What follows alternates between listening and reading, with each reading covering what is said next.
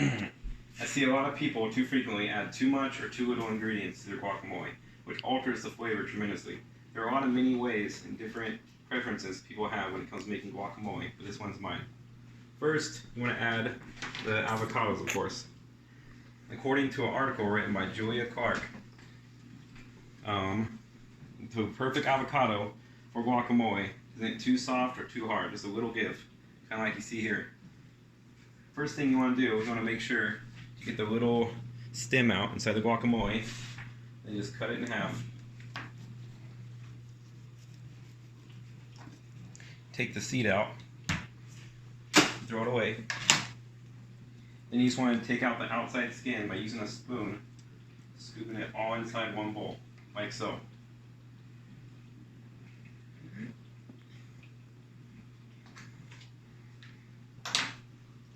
It's good to have a towel around because it gets a little messy.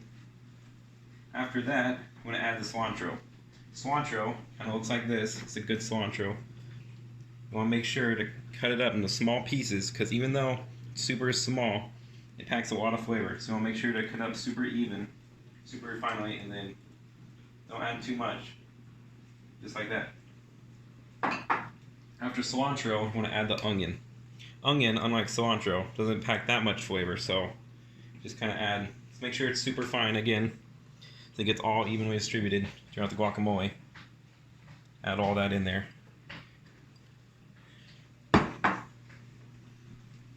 After that, add the jalapenos. Jalapenos, if you put too much or don't prepare it right, it'll be too spicy, and you won't be able to taste anything except for the jalapenos. So, when you prepare a jalapeno, you want to cut it in half. It'll look kind of like this, just half a jalapeno. You want to use your spoon. Make sure to just kind of take out all the seeds inside the jalapeno. Just like that. Good. Just like that, there's no seeds. So you just kind of want to cut it like that. Make sure, again, it's super fine. There's no seeds inside of it.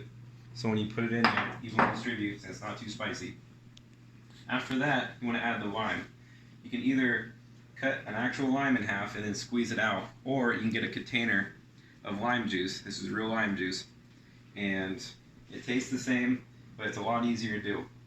And just like that, just want to add about 3 tablespoons worth. Right there. Also forgot to add the jalapeno. Make sure you add the jalapeno. After that, we have the garlic, alright? So you can either get a big jar of garlic like this, or if you get an actual garlic, you just take apart the clove, take off the skin, and then cut it in real small pieces, kind of like in the jar right here. You can't see that. And then you just put it in the guacamole. Probably about a spoonful would be good enough. You can always add more later if you want. After that, just the final touches, mixing it up and tasting and adjusting as necessary. You always want to add salt. This brings out the flavor in anything. Add a good amount of salt. After that, you just want to mix it up. You can use a tomato smasher if you want, or you can use a fork. If you have a large amount, you use a tomato smasher, but I like using a fork. Make sure to get all the big pieces.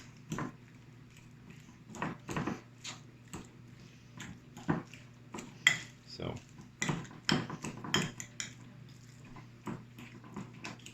it's okay if some of the avocados are brown. That's just kind of how they age. They still taste perfectly fine.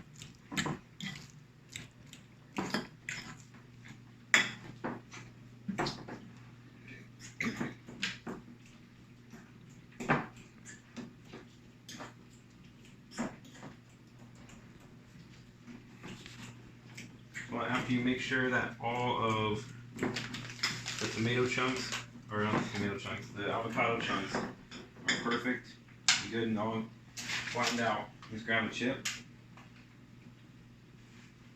get a small little bite, and you think about what you need. You can add more salt, any ingredient you want. I think needs more garlic. So, yeah, I just add a little bit more garlic in there. Make sure to mix it around. And that is how you make, in my opinion, of course, the perfect guacamole. My conclusion to this. See, a lot of times people at parties or social gatherings, they either add too much or too little ingredients, which alters the flavor tremendously. This is my personal favorite item to bring to parties and social gatherings. It's easy to make and it tastes super duper good. Therefore, if you add the right amount of ingredients, not only accomplish the taste, but also accomplish the look of the guacamole itself. After this, I hope everyone gets at least one chance to go and make their own batch of guacamole, and maybe this will be your favorite item to make too. Thank you.